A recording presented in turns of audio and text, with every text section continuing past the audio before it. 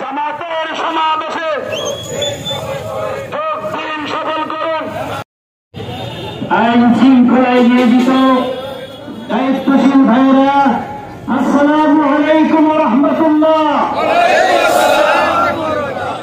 আপনারা জানেন গতকাল 16 জুলাই ঐতিহাসিক জুলাই বিপ্লবে যারা শহীদ হয়েছিলেন, বিশেষ করে জুলাই আন্দোলনের মহানায়ক আবু সাঈদের শহীদকে কেন্দ্র করে সরকার শোক দিবস, শহীদ দিবস ঘোষণা করেছে। আর সেই শহীদ দিবসে গোপালগঞ্জে এনসিপির একটা পদযাত্রার সমাবেশে প্রকৃত ফ্যাসিবাদ মুজিববাদী শক্তির পর মুজিববাদীদের জঘন্য হামলা করা হয়েছে। সেই হামলা অনেকে আহত হয়েছে। সেখানে পুলিশও যথাযথ ভূমিকা পালন করতে পারে নাই।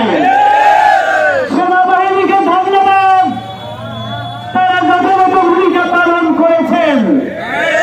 এই ফ্যাসিবাদী শক্তি, পরানো শক্তি গর্ত থেকে আবার মাথা ছাড়া দিয়ে ওঠার চেষ্টা করছে। বাংলাদেশের 18 কোটি জনতা তাদের মাথা তুলতে দেবে না ইনশাআল্লাহ। আর কোন ফ্যাসিবাদের ছায়া দেশে নাই। ফ্যাসিবাদ পালিয়েছে, কিন্তু তাদের আন্ডা বাচ্চা এখন আনাচে কানাচে লুকিয়ে আছে। এই আন্ডা বাচ্চার থেকে আবার নতুন ফ্যাসিবাদ মাথা তুলবে। বাংলাদেশের বিপ্লবী জনগণ কখনোই মেনে নিবে না। অবিলম্বে এই গোপালগঞ্জের এই নাম মুছে ফেলতে হবে।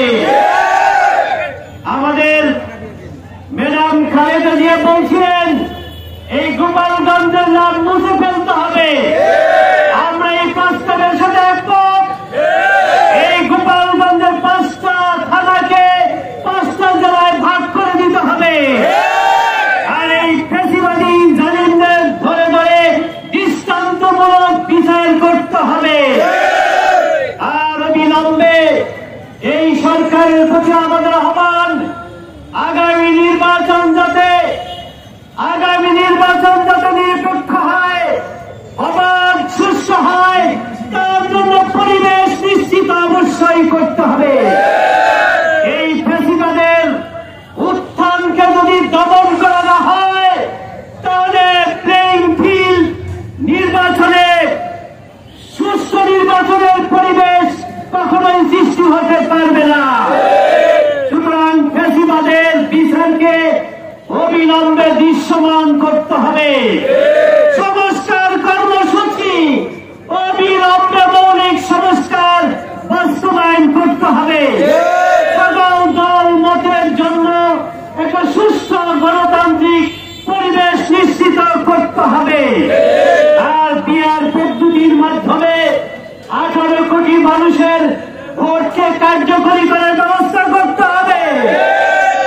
আগামী 19 তারিখের জাতীয়